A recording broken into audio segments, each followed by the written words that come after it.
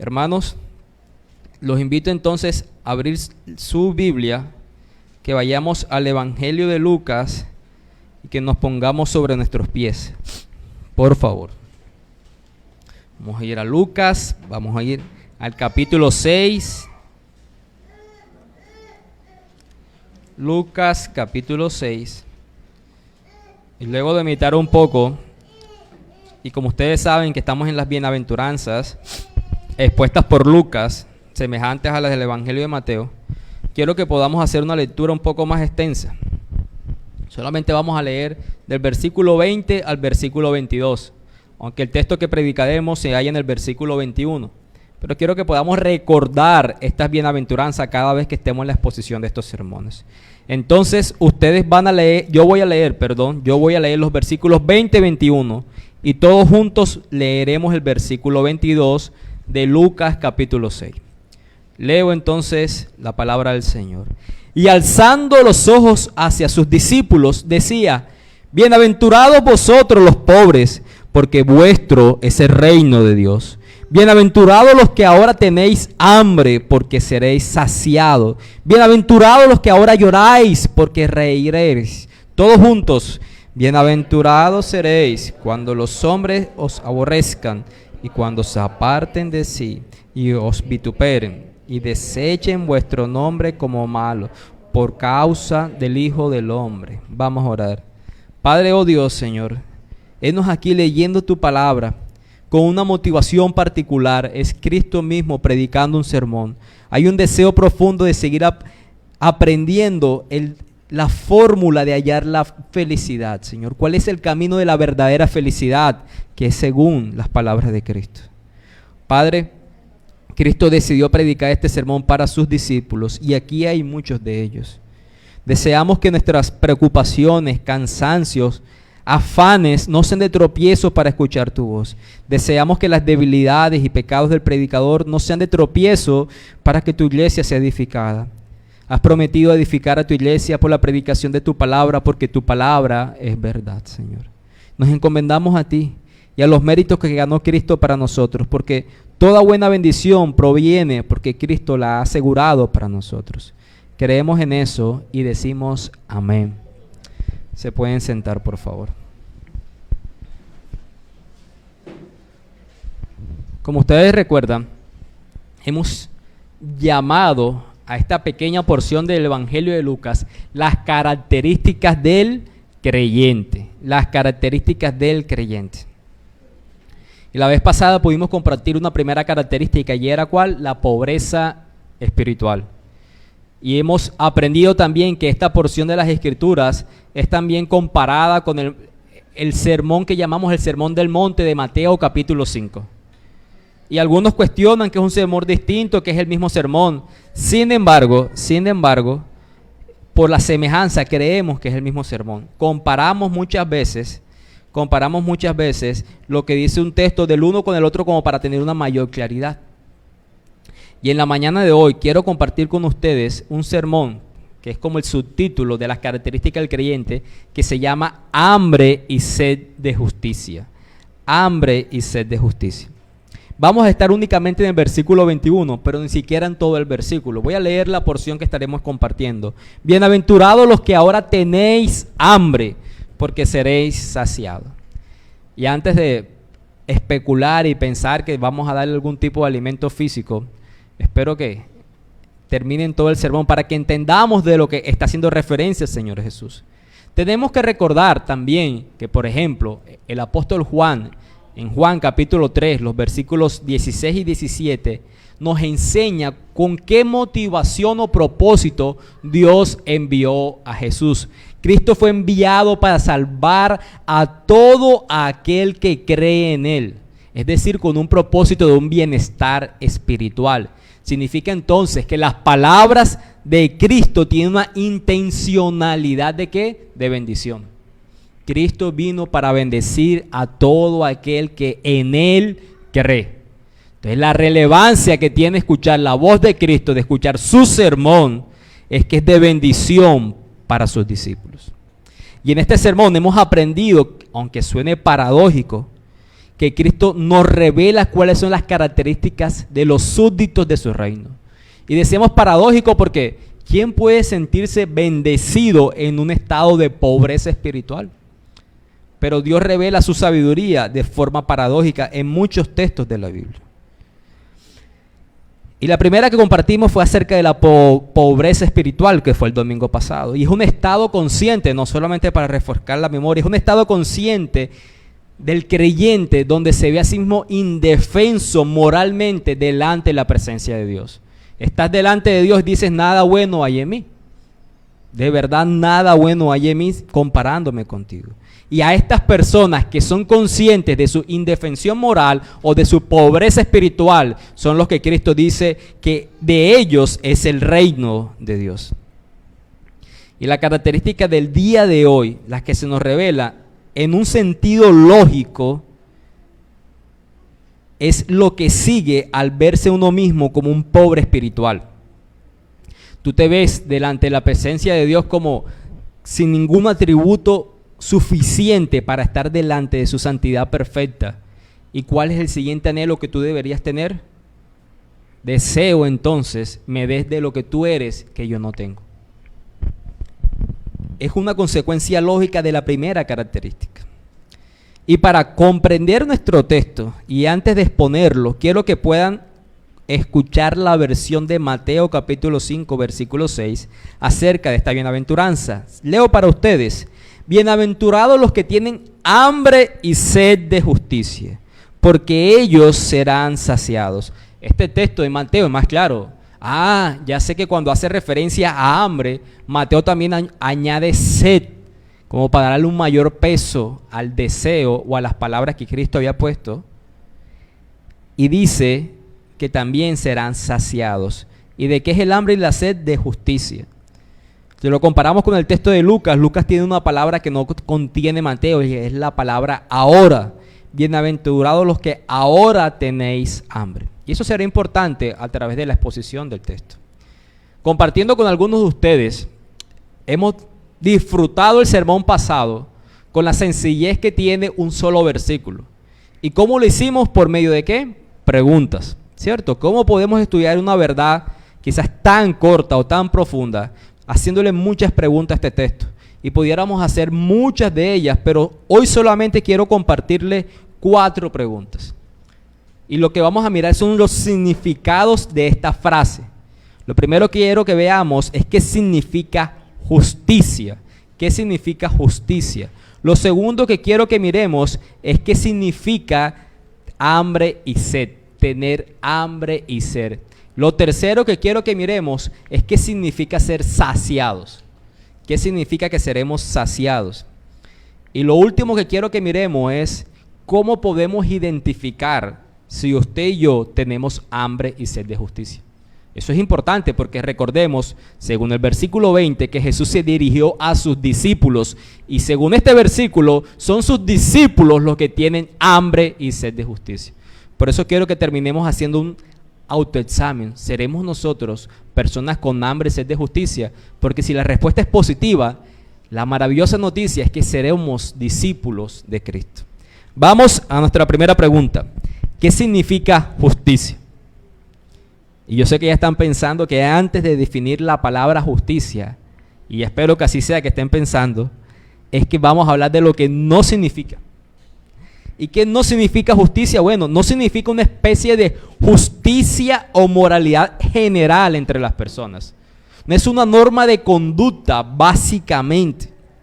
La moralidad que enseñaron los filósofos griegos es buena por lo que vale, porque dirige a la sociedad a un tipo de comportamiento, pudiéramos llamar equitativo. La forma, según explicaban los filósofos griegos, que tu comportamiento moral debe ser tal que no afecte a tu prójimo, al otro ser humano. Pero en el Evangelio, según las Escrituras, la justicia no se detiene solamente ahí, en el comportamiento, en el buen trato hacia la otra persona. No es una mera rectitud moral entre los hombres. Hay quienes se dan golpes de pecho, ¿no? Clamando y exigiendo una una capacidad moral o una moralidad necesaria para ocupar cargos en cualquier parte de los aspectos laborales de la sociedad. Pongamos un ejemplo. ¿Qué es lo que más se demanda de un político al otro? Su aspecto moral, no, que sea intachable. ¿Pero en qué aspecto? En su trayectoria política. Es decir, que no tenga antecedentes de corrupción, que haya hecho cosas por el pueblo, que no tenga nada en su currículum vitae, que no tenga nada en un tipo de antecedente judicial. Pero mis hermanos, ¿será eso único suficiente según las Escrituras? ¿Qué tal si miráramos no solamente la vida política de los candidatos, sino que miráramos su vida matrimonial, o el trato con sus hijos, o el trato con sus vecinos? ¿Cómo es ese tipo de trato, no? Y los vemos, ¿no? Ha pasado, sobre todo en esta época de pandemia, donde a veces los micrófonos quedan abiertos. Demandan moralidad y de pronto con el micrófono abierto vemos los insultos que se dan los unos a los otros y muchas cosas más que hemos visto dentro de la clase política. La justicia cristiana es mucho más que eso. Va más allá de una conducta en un solo aspecto. En el ámbito cristiano no significa meramente justificación.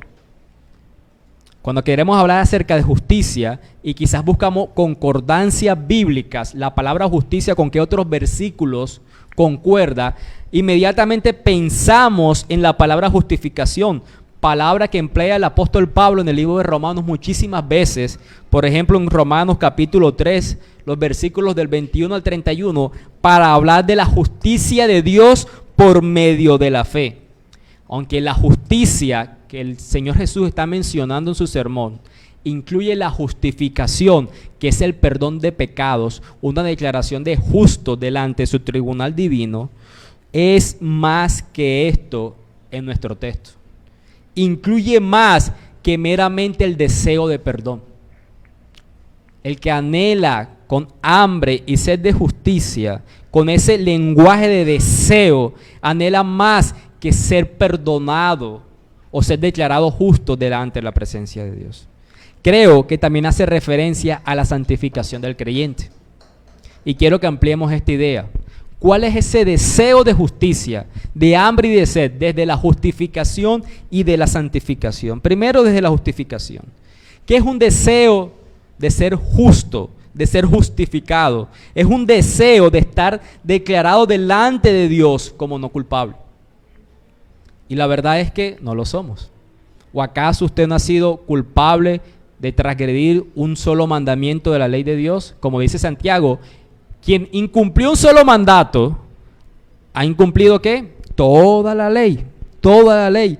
Nosotros no lo somos. Es más, es una bienaventuranza, ¿no? Un reconocimiento de nuestra incapacidad moral. Eso es la pobreza espiritual.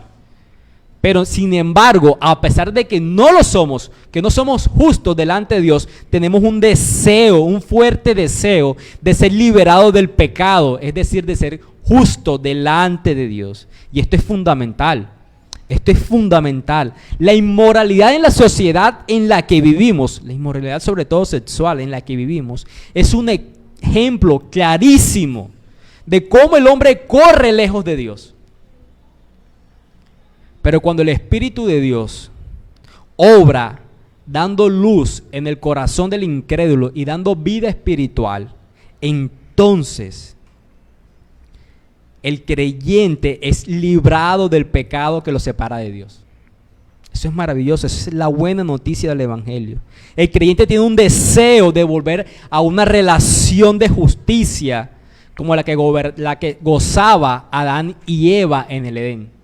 ¿Qué gozaba Adán y Eva en el Edén antes del pecado? Una relación de justicia. ¿Qué quiere decir? Ellos eran justos delante de los ojos de Dios. Podían gozar de la presencia de Dios sin que nada los separara.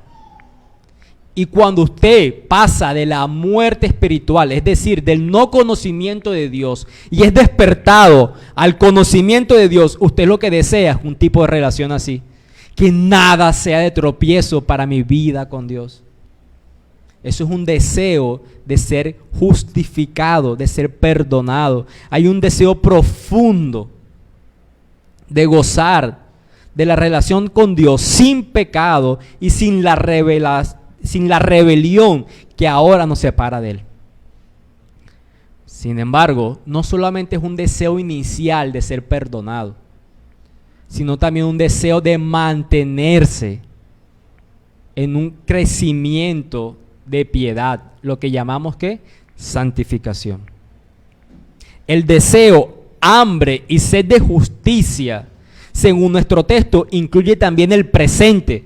Dice Lucas, bienaventurados los que ahora tienen hambre. Es decir, son discípulos, pero aún, a pesar de que son discípulos, tienen un deseo profundo, como el hambre y la sed, de ser limpiados o purificados.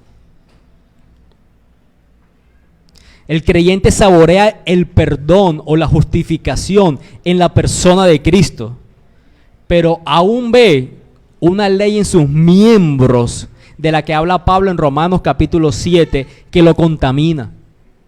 Afecta sus emociones, sus intenciones y sus acciones. Y eso, para el creyente, es un profundo dolor. El creyente no solamente ve su indefensión moral delante de Dios, su pobreza espiritual. No solamente desea ser perdonado por Dios, sino que luego que ha experimentado ese perdón, desea mantenerse cada vez más lejos de aún de la contaminación que ha dejado como resultado el pecado en su condición humana.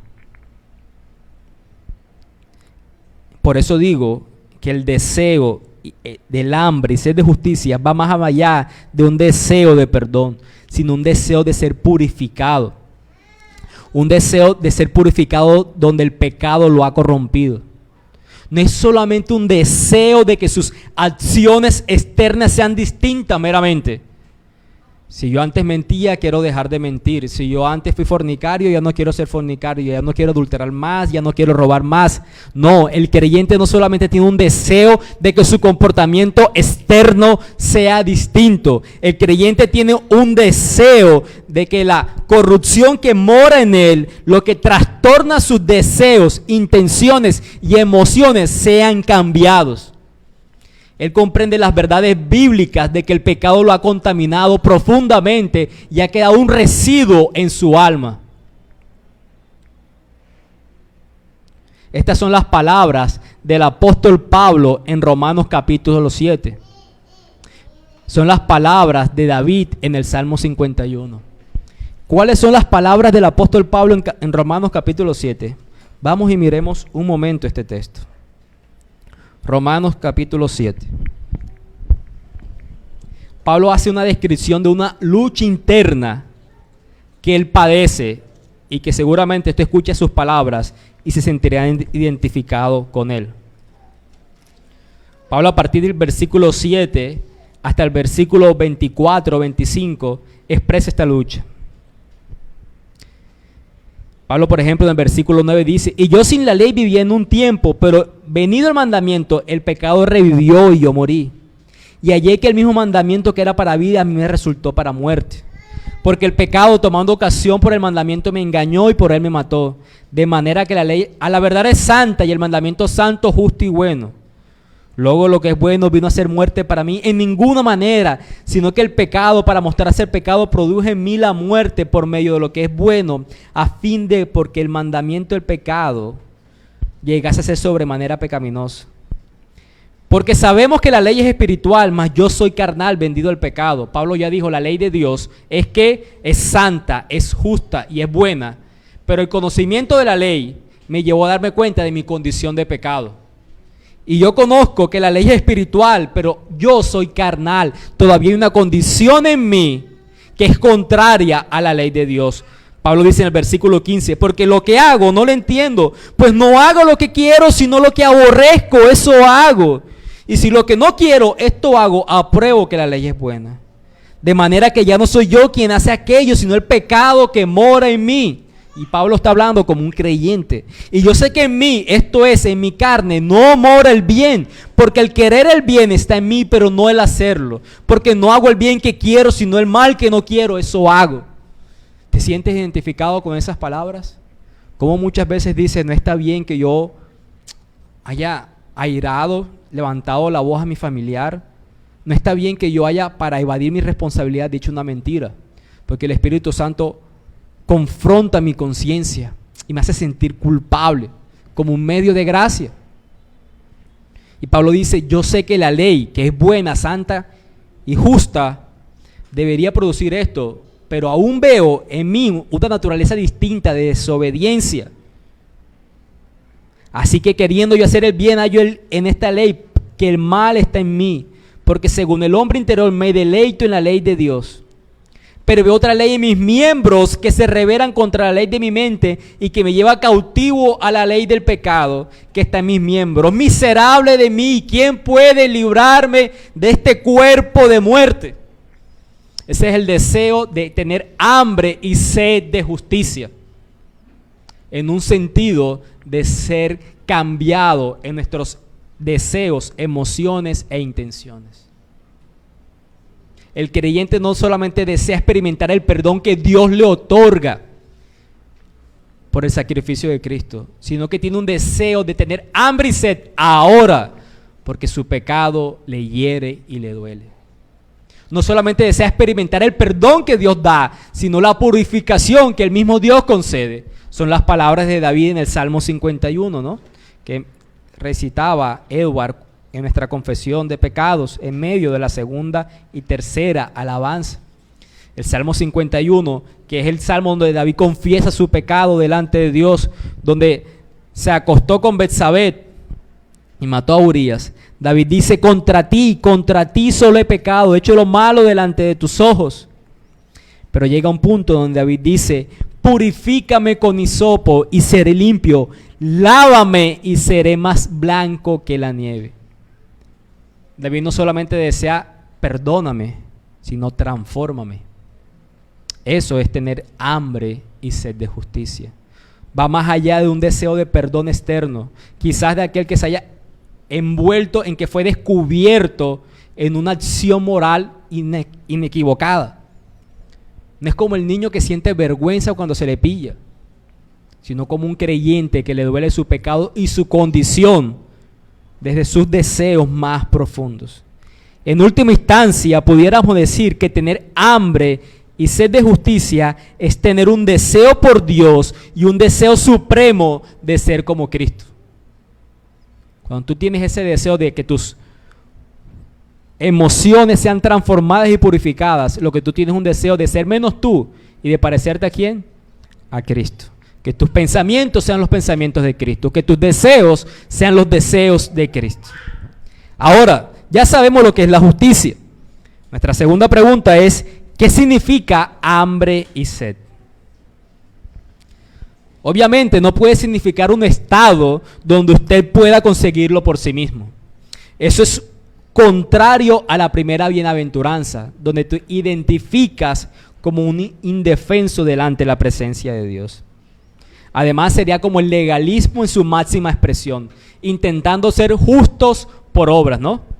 Si fuera un estado donde el hombre puede justificarse por sí solo, sería un estado donde el hombre alcanzara su perdón por méritos y por obras. Y eso es contrario a la salvación por gracia que Cristo ofrece. Bueno, significa entonces un estado consciente de nuestra necesidad profunda de justicia.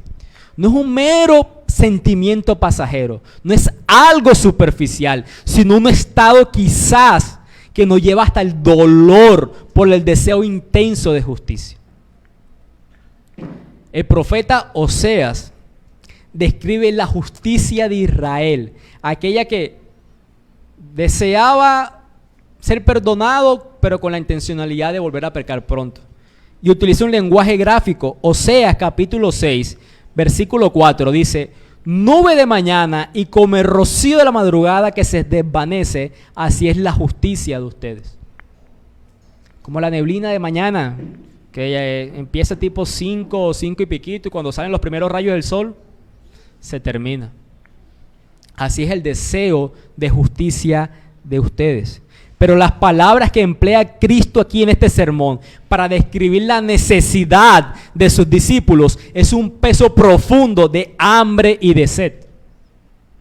Lucas solo menciona el hambre, pero Mateo menciona hambre y sed como para tener un mayor peso en una condición de necesidad. Quizás para usted y para mí, imaginarse un deseo de justicia como un deseo profundo de tener hambre y sed no tenga el suficiente peso en nuestras conciencias. Porque el hambre que usted y yo experimentamos por la misericordia de Dios es que deseamos el almuerzo a las 12:15, pero se lo sirven a la 1. Entonces usted dice que tiene hambre. O quizá la sed que usted experimenta es la que de pronto experimento yo después de hablar un rato y no tiene un líquido de pronto que no ha tomado. Pero aquellos que han estado en una pobreza extrema, quizás en una sequía o en una hambruna, entienden físicamente un anhelo profundo del hambre y de la sed. Quizás, recordando que está mi esposa y recordando a mi hermano que han pasado por procesos de pancreatitis, donde el tratamiento médico es aliviar dolor y quitarte alimentos y líquidos por 4 o 5 días para que el páncreas se sane solo, es una pequeña demostración de un hambre aguda. Y son las palabras de peso que utiliza el Señor Jesucristo para hablar acerca de la necesidad que tiene sus discípulos por la justicia. Hay un lenguaje gráfico que emplea el salmista para describir ese deseo profundo. Salmo 42, versículos 1 y 2. ¿Lo recuerdan? Como el ciervo brama por las corrientes de las aguas, así clama mi alma por ti, oh Dios, el alma mía. Mi alma tiene sed de Dios, del Dios vivo. Así como el ciervo brama por las corrientes de las aguas para ser satisfecho porque tiene sed. Hace un ruido profundo que se escucha a lo lejos en las montañas. Así mi alma tiene deseos de justicia por ti. Mis hermanos, el hambre y la sed es un deseo que hasta que no es satisfecho hace sufrir y agonizar a la persona. Siente un ardor por dentro que produce quizás gastritis y úlcera a los que padecen hambre profunda. Y hasta que no es satisfecho, no deja de sentirlo. Y es aquí donde mucha gente se confunde, incluso dentro de la iglesia. Las personas creen que un deseo por lo que Dios ofrece es lo mismo que un deseo por Dios. ¿Han notado eso? Las personas creen que por un deseo por lo que Dios ofrece es un mismo deseo por Dios. Y no es así. ¿Recuerdan las palabras de Dios a Moisés en Éxodo 33 después del relato del becerro de oro? Donde él trae juicio a ellos. Y el Señor le dice a Moisés al principio del capítulo 33 en Éxodo: mira, yo te voy a dar a mi ángel que vaya con ustedes a la tierra de todos los heteos, de los amorreos, de todos los heteos que se mencionan ahí, a la tierra prometida, a la tierra donde fluye leche y miel. Mi ángel va a ir delante de ustedes para que los defienda, conquisten la tierra, pero yo no voy a ir con ustedes. ¿Y qué dijo Moisés en el versículo 15 de Éxodo 33? Si tu presencia no ha de ir conmigo, no nos saques de aquí. Tener un deseo por lo que Dios ofrece no es lo mismo que tener un deseo por Dios mismo. Muchas personas se confunden y creen que tienen un deseo por Dios porque tienen un deseo por lo que Él les ha dado en algún momento. El mal del hombre se halla en la búsqueda de la felicidad sin Dios y en la búsqueda de la bienaventuranza y no de la justicia. ¿Qué es bienaventuranza? Felicidad. Y es ahí donde el hombre se equivoca. Cree que puede hallar la felicidad sin desear la justicia. La felicidad es un subproducto del anhelo de la justicia. A los niños que veo por aquí, de pronto Andresito, o quizás Vale, lo más grande, no sé si ustedes ya escucharon una expresión matemática que dice: el orden de los factores no altera ¿qué? Los niños. El orden de los factores no altera el producto.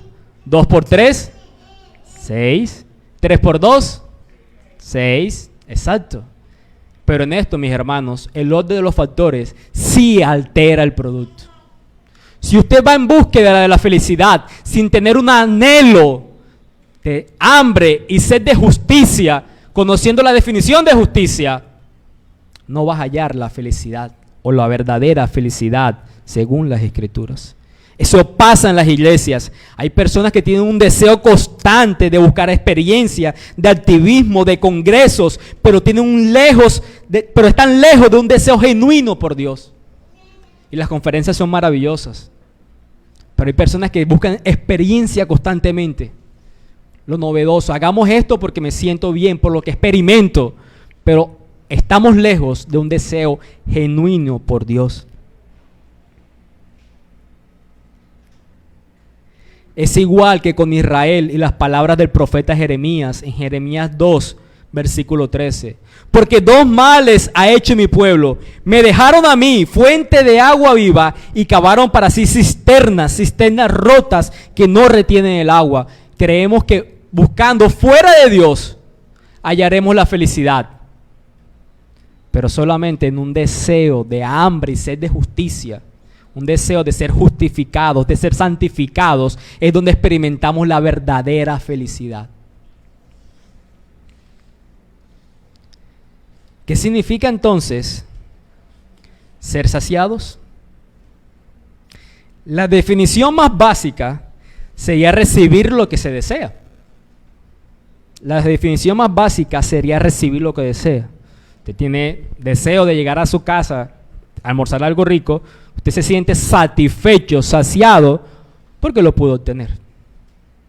Y en este caso, la saciedad de la que habla nuestro Señor Jesucristo produce ¿qué? Felicidad. Es aquí donde el Evangelio es aplicado al corazón del creyente.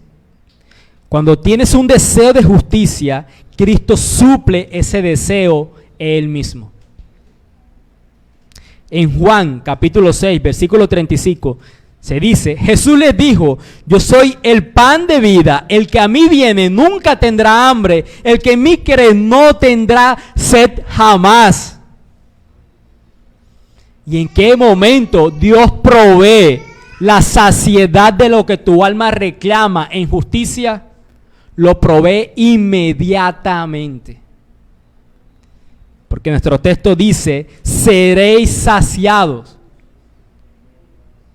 ¿Qué significa eso? Que todo aquel quien deposita su confianza en Cristo tiene la certeza que Cristo no lo echa fuera. Experimenta la libertad de la culpa, la aceptación del Padre por la obediencia perfecta del Hijo. Y en su corazón viene a habitar el Espíritu de Cristo para proveer el querer como el hacer que satisface el hambre y la sed de justicia continua.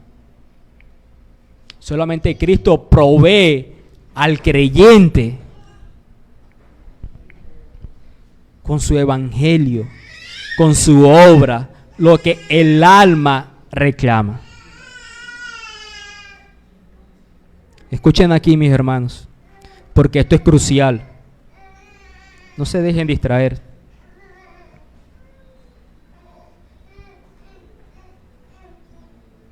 Ojalá tuviéramos un deseo por Cristo, como el deseo que tiene Axel, de estar con su padre, con su madre. Que seamos como niños, como dijo el Señor Jesucristo, ¿no? Quien no es como niños no entrará en el reino de los cielos. Porque se nos dice que lo que el alma anhela, que es hambre y sed de justicia, solamente Cristo lo provee. ¿Y lo provee cuándo? Inmediatamente. Porque el evangelio es aplicado a todo aquel que tiene ese deseo profundo de ir en pos de Él para experimentar esa llenura que su alma le reclama. Cristo provee satisfacción al deseo de nuestra justicia, pero mantenemos un deseo constante de ser saciados. Somos satisfechos, pero deseamos ser saciados. Cada vez más, ser como Él, y Él es una fuente inagotable de gracia. Tienes un deseo de perdón, Él lo provee a ti. Pero tu alma, a pesar de que está satisfecha en Él, aún desea más de Él, porque en ti mismo ves la corrupción de tu alma como consecuencia del pecado. Triste sería que viéramos a Cristo como una fuente que se agota, Pero no. Lo que tu alma anhela constantemente, parecerte a Él, ser purificado y ser limpiado. No importa si vas en la mañana, ahí lo consigues. No importa si vas al mediodía, ahí lo consigues. No importa si vas en la noche, ahí consigues la gracia de Cristo. Y como resultado, ¿qué viene? La felicidad. ¿Lo ven? Tú no vas en pos de la felicidad como hace el mundo. Tú vas en pos del hambre y de la sed de justicia. Y como su producto, eres saciado y experimentas la verdadera felicidad. Y nuestra última pregunta, después de ver lo que Cristo dice que es una bienaventuranza, que sus discípulos experimentan, es: ¿será que yo puedo identificarme como discípulo de Cristo? ¿Cómo identificar si tenemos hambre y sed de justicia? Primero, reconocemos que no hay en nosotros o en algo externo un reconocimiento que no hay en nosotros o en algo externo que provea satisfacción al deseo profundo de la justicia de Dios. Es decir, no fabricamos cisternas rotas que intenten suplir lo que solo Dios da. Tú comprendes que lo que tu alma necesita, aún en tu pobreza espiritual o en tu condición de caído, y quizás has vuelto a caer en el mismo pecado, es solamente Dios provee para mí lo que mi alma necesita. Yo soy duro de servir y no voy en arrepentimiento y fe, pero sé que nada dentro de mí ni fuera de mí puede darme lo que únicamente Dios puede proveerme en justicia. Tú comprendes que tu alma no se satisface con más nada, sino con la justicia de Dios. Segundo, tienes un deseo profundo por Dios. No solo por lo que Él da, sino por Dios mismo. Salmo 73, 25. ¿A quién tengo yo en los cielos sino a ti? Fuera de ti, nada deseo en la tierra.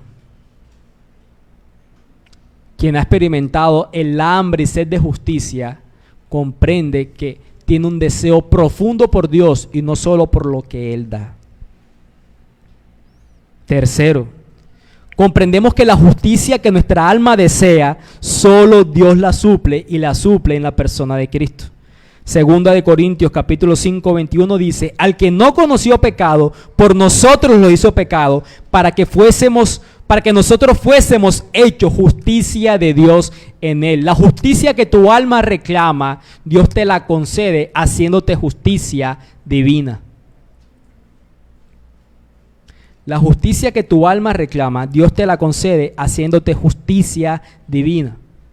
Adán y Eva gozaron de una justicia donde les permitió tener una relación sin tropiezos delante de Dios antes del pecado, pero fue una justicia humana. Pero el creyente tiene una justicia divina, es decir, perfecta, una justicia que perdura, ¿dónde? En el tiempo. Una justicia que perdura, ¿dónde? En el tiempo. Cuarto, comprendemos que la verdadera felicidad se halla en el anhelo de justicia constante, es decir, en un deseo de ser santificado, porque Cristo provee nuestra santificación, como dice 1 Corintios capítulo 1 versículo 30. ¿Cómo puedes identificarte si tienes un hambre y sed de justicia? Reconoces que nada en ti, fuera de ti, puede proveerte lo que únicamente Dios puede darte. Tienes un deseo profundo por Dios. Comprendes que la justicia que tu alma reclama o desea, Dios la da únicamente en la persona de Cristo. Cuarto, comprendes que la verdadera felicidad se halla en el anhelo de justicia. Tú no vas en la búsqueda de la felicidad, vas en la búsqueda de la justicia y Dios te otorga felicidad. Mi querido amigo, si tú estás en esta mañana sin Cristo, déjame hacerte una pregunta. Imagínate un paciente con un dolor agudo. Y recuerdo muy presente a mi padre que lleva 2 semanas sufriendo inflamación del nervio ciático. Es un dolor tan agudo que no le permite estar en una posición cómoda, donde ha tenido profundo dolor que siente algo de alivio cuando se acuesta en algo muy duro, en el piso únicamente. y una noche durmiendo donde su espalda le dolía tanto por la inflamación de este nervio, decidió tirarse de la cama porque no se podía parar. Se dio un golpe en la cabeza. Imagínate tú con un dolor físico. Al igual que mi padre, fue un quiropráctico.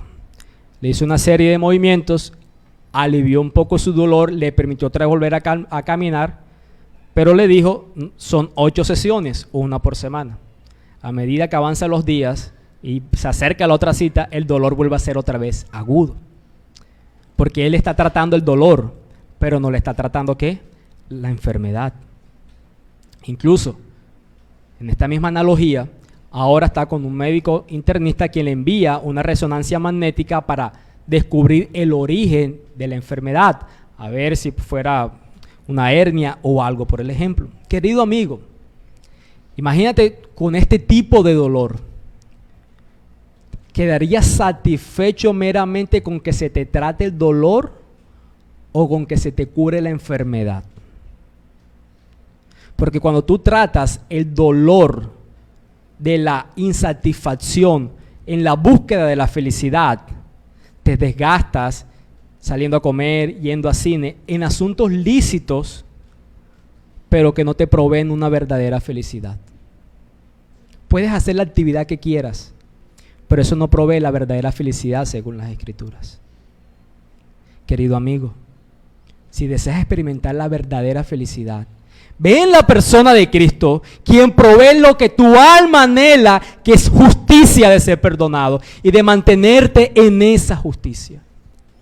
No te vayas en pos de cisternas rotas que te sacían momentáneamente, pero solamente en la persona de Cristo puedes gozarte de su verdadera felicidad. Si sigues corriendo lejos de Dios, no deseo para ti lo que dice el Salmo 106 en uno de sus versículos, que Israel se alejó tanto de Dios que Dios le dio todo lo que ellos les pedían, pero envió flaqueza a su alma. No corras lejos de Dios para buscar felicidad en asuntos externos, porque puede llegar el día donde Dios te los conceda. Deleítate en eso, desgasta tu vida como en una cinta de correr, una caminadora. Que crees que avanza, pero no te mueves a ninguna parte. En cambio, en la persona de Cristo, en su justicia perfecta, en su fuente inagotable, tu alma será saciada, tu alma es satisfecha. Vamos a orar. Bendito eres, Padre Celestial, por tu gran palabra, Señor. Bendito eres por animarnos, por conducirnos, Señor, porque hemos estado sumergidos muchas veces en el mundo creyendo que podemos hallar la felicidad sin ti, aún en asuntos lícitos. Pero Cristo nos redirige y nos dice que la felicidad es un subproducto de un anhelo profundo por la justicia. No solamente Cristo nos desvela lo que nuestro corazón debería anhelar, sino que provee ese deseo. Gracias, Señor, por dar la justicia necesaria que nuestra alma reclama. Gracias por perdonarnos perfectamente y por mantenernos en un estado creciente de santificación con tu propio Espíritu Santo. Bendice el regreso a nuestros hogares, Señor. Permítenos meditar en estas verdades en este día. Recibe gloria y honra. Amén y amén.